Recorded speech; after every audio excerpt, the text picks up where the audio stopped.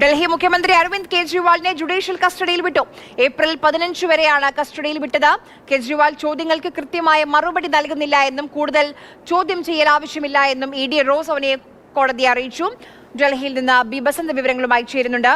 ബസന്ത്, ഒരു തരത്തിലും സഹകരിക്കുന്നില്ല. ഇപ്പോൾ ഫോണിന്റെ പാസ്വേഡ് പോലും നൽകിയിട്ടില്ല. ആപ്പിളുമായി ബന്ധപ്പെട്ട് അത് വീണ്ടെടുക്കാനുള്ള ശ്രമത്തിലാണ് ED. ഈ സഹകരണമില്ലായ്മ അതുകൊണ്ടാണോ ഇപ്പോൾ ഈ ജുഡീഷ്യൽ കസ്റ്റഡിയിലേക്ക് കാര്യങ്ങൾ എത്തിച്ചിരിക്കുന്നത്?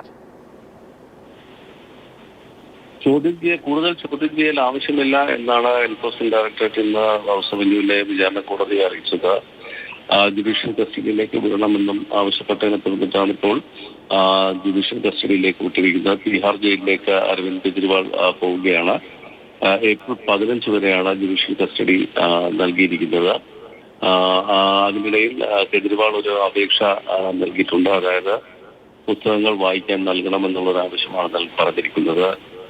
ഭഗവത്ഗീത, രാമായണം, അതോടൊപ്പം തന്നെ മാധ്യമപ്രവർത്തക നീരജ് ചൗധരി എഴുതിയ ഹൗ പ്രൈം മിനിസ്റ്റർ ഡിസൈഡ് എന്ന പുസ്തകം വായിക്കാൻ അനുവദിക്കണം. മാത്രമല്ല പ്രത്യേക ഭക്ഷണത്തിന് അനുമതി നൽകണം.